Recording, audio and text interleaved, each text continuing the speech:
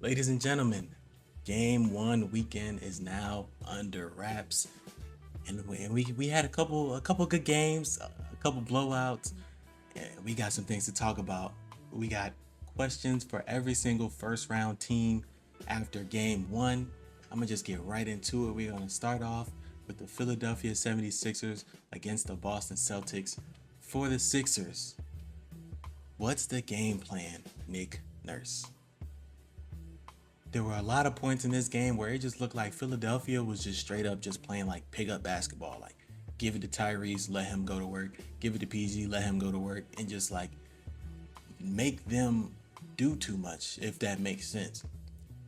There was also a point in this game towards the end. Obviously, this game was a blowout. This game was over pretty early on, but I think it was late in the third, about 2 minutes left. Quentin Grimes gets his first minutes of the day, and I'm starting to see these sets and these plays run for Quentin Grimes to finally take advantage of Sam Hauser on the defensive end. And we're letting Quentin Grimes, of all people, get these ISOs on the wing and these ISOs on the top of the key, getting him to his spot through sets. And it's just like, you have Paul George. You have Tyrese Maxey. Now, obviously, they're going to garner more attention. Obviously, Boston's going to have probably a different game plan when you run those sets for those players. But you at least gotta look like you're trying. And obviously, we know game one is usually the feel out game for a lot of teams. But I mean, it just looked like they just wanted to see what Boston was doing. But at the same time, let's go steal a game one. Why not go out with a game plan to win the game, not a game plan to let them throw the first punch, especially when you're already at a disadvantage in this 2-7 matchup. Now for the Boston Celtics, I have, can we just move on? I mean, can we just sweep and get through this series and wipe our hands with the Philadelphia 76ers? The Jays looked amazing, especially Jason Tatum, almost a year removed from his Achilles tear. He looks like he's finally back into shape. Almost had a triple double last night, or yesterday, excuse me. And I mean, he was just amazing. Jaylen Brown doing what he's been doing all year. And pretty much everybody else was just doing their job. I mean, Derek White was Derek White. Peyton Pritchard was Peyton Pritchard. Mez Queta, he had some really good minutes, even though he was in foul trouble early.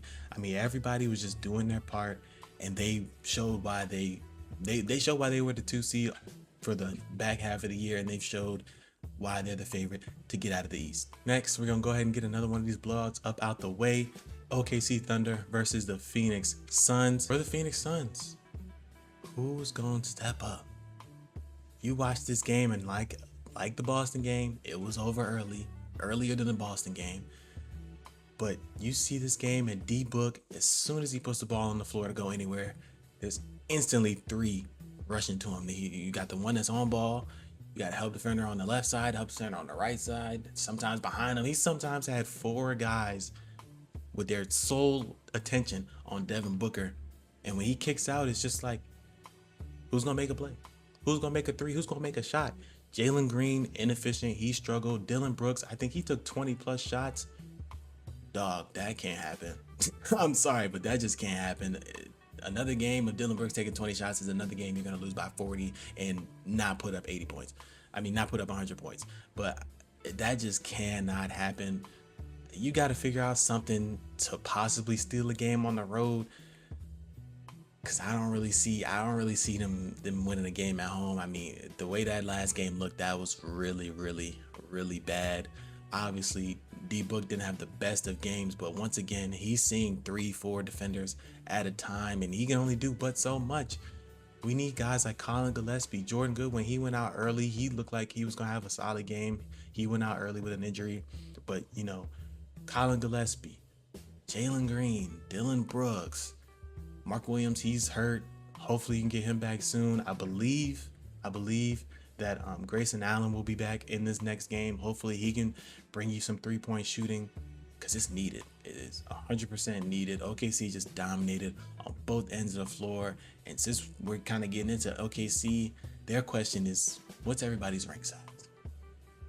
Whether you were on the team last year, you getting one on another finger, or you new to the team and you just gonna get one on your ring finger, what's the rank size? Because the way they dominated that game, I don't know. They look like they could go back to back to meet, but I mean, Shea, he kind of struggled, but he's still gonna, get his points up. J-Dub looked really, really, really good. Looked like, playoff J-Dub from last year. Chet gave good minutes. Not Holmgren, my bad. Hartenstein gave good minutes. Casey Wallace, good minutes. Everybody, good minutes. And I mean, honestly, that's just the OKC way, and I don't expect it to go any differently for them. Now we're gonna talk about the only road team this weekend to win a game.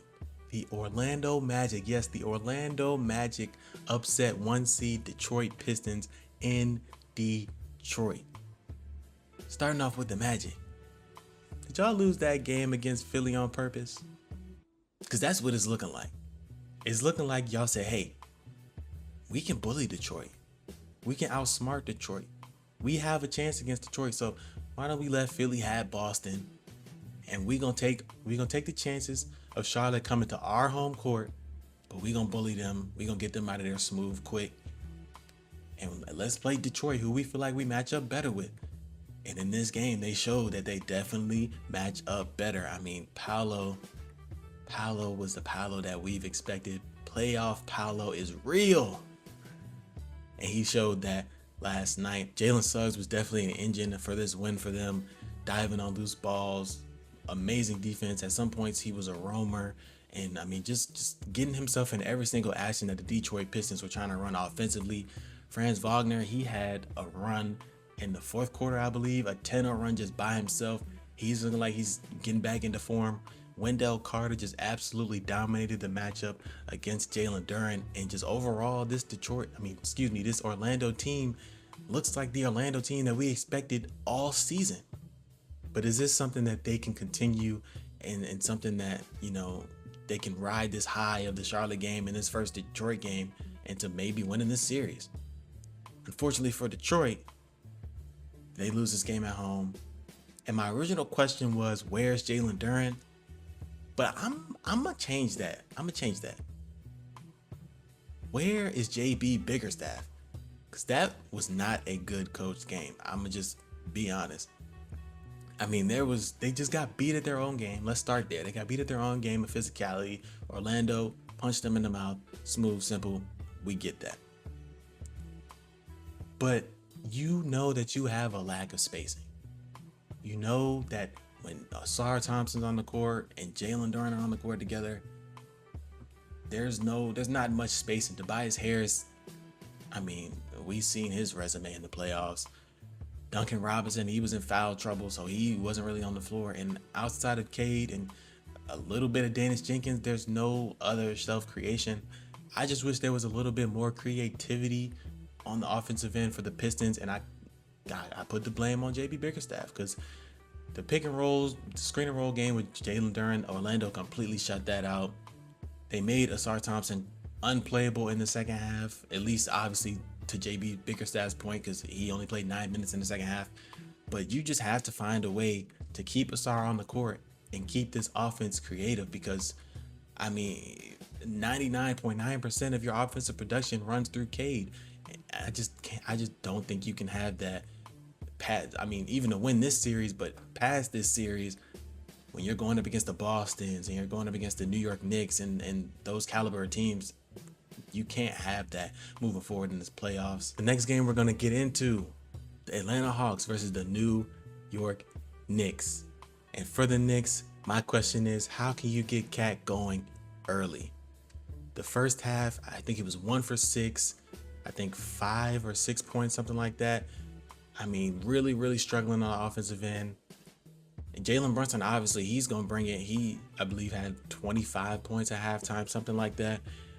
And, I mean, that's good. Like, Jalen Brunson is going to be Jalen Brunson, and we kind of all expect that. But I think for New York to continue to, win these games in this series, as you saw at the end of that Atlanta game, Cat was rolling. And as soon as Cat got rolling, everything else on offense became easier, and that's when they started to stretch the lead a little bit. Obviously, Atlanta cut back into that lead towards the real end of that game, but even still, I mean, Cat is going to be the swing factor for the New York Knicks in this series, 100%. And if you can find a way to get him going early, get him some easy buckets so he can see the ball go through the net, there's no reason that the New York Knicks should really really lose a game, if I'm going to be 100% honest. Now, as for the Atlanta Hawks, where's Trae Young? Now, obviously, Trae Young is long gone. He's not coming back, and for good reason, to some Atlanta fans' point, because of his defense. But CJ had it going early, and I mean, it looked like he was going to have a really, really good game, and he still did. But he kind of cooled off towards the end. Nickeil Alexander-Walker, he struggled in this game. Obviously, Dyson Daniels is not, he's a bit offensively challenged. Jalen Johnson had a good start, kind of fell off just like CJ. Onyeka Okongwu, he was efficient from three. He had an okay game. Nothing really popped off the screen, but just a good solid game. But there, towards the end of this game, I couldn't help but watch and think like, man, if Trae Young was out here and really to get these guys into good sets and set everybody else up, and obviously he has his own scoring ability and scoring gravity, but there was a play, I don't even remember exactly when it was, but Dyson Daniels, him and CJ McCollum have been really good when Dyson Daniels will get it on a skip pass and CJ McCollum comes right off a DHO. I couldn't help but imagine if that was Trae Young, to be able to come off a DHO from Dyson Daniels, get downhill, get to a floater, get to a lob, kick out. I mean, Trae gave them a lot of options at that point guard position. And CJ, obviously, like I said, he had a good game and he got it going early, and he's an amazing scorer. But they don't have a true playmaker. And as we've started to realize with, a lot of teams starting to run these jumbo lineups of, ball handlers and combo guards as their point guards, it really hasn't proven to work just yet. Now, obviously, Atlanta could be the difference, but as of right now, in the sample size that we've gotten, it just hasn't really worked. But I mean, once again, even with that, you were in this game. You were definitely in this game, and this series is 100% definitely winnable. But I just think that, it's gonna come down to the last 5 minutes of probably every single game in this series. And if you can win the last 5 minutes and, have some really good half-court offense, which they've struggled throughout the year with that. But if they can somehow, turn the corner in this playoffs and have some really good half-court offense, then, then they'll be fine. The last game of Saturday night, the Los Angeles Lakers up against the Houston Rockets. For the Los Angeles Lakers, a great, great win. And my question for them is, can they hold off? Can they hold off till a Luka, till a Austin Reeves possibly could come back? Can they go up to they already got the one win, even holding off to a 1-1, or 2-1, 2-0. Can they hold off and extend this series long enough to where one of their guys can get back? Or even better yet, can they, sweep? Can they get a sweep of the Houston Rockets and, get some much needed rest for everybody, and especially Luka and Reeves, and then go into this next second round matchup and we're good. We're healthy, we're golden, we're good. And then, you let the cards play out from there. But I do think it's highly unlikely, obviously, of a sweep. But that game looked really good. Bron, was at the helm. Obviously, he wasn't, 45, 10 and 9 like he was back in the day. But LeBron was at the helm, and Luke Kennard obviously finally is learning that he has the ultimate green light, and we would rather him shoot 32% on 8 attempts than 45% on 3 attempts. He's finally learning that, and he had a great game against Houston the other night. And if they can keep themselves in this good spot that they're in right now, up 1-0, and extend this to 2-0, or even if we can get a good game and sit at 1-1 going to Houston, I think that they're in a really good spot. If a Luka or even just Reeves or both, if both comes back, it's over. But I don't think it's likely that both will come back in the first round. But like I said, if they could just get one or the other and kind of extend this series and stay in this good spot that they're in, they would be golden. As for the Houston Rockets, can they do anything without KD? That game was bad. Everybody was bad. Aside from Tari Eason, good game, Tari. But everybody else, horrible shooting, horrible efficiency. Offense looks stagnant. And shout out, obviously, Offense was stagnant, and I mean, shout out to Kenny Beecham. I watched some of his stuff earlier, and I think he pointed out that Houston had the most isolation possessions this season, and they didn't even have KD on the floor. How is that? Like, that just don't even make no sense. Nobody else on there is a real ISO scorer aside from Alperen Sengun, but he's in the post. That's not like, that's a different type of ISO. But I mean, are they good enough to, not have the gravity of KD on the floor? Now, I think that he will probably play game 2, so this question may even be null and void. But if he doesn't play game 2, I think they're in real jeopardy of going down 0-2, and that is not a good look for the Houston Rockets. Next, we have the T-Wolves versus the Denver Nuggets. The question I have for Denver, how can we keep it going?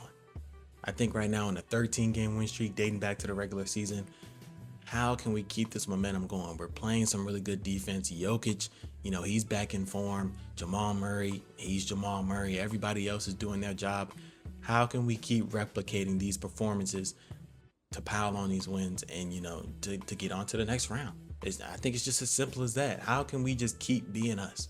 I think it's just that simple for the Denver Nuggets. Now, as for the Minnesota Timberwolves, what is Anthony Edwards' status? Anthony Edwards did not look like himself.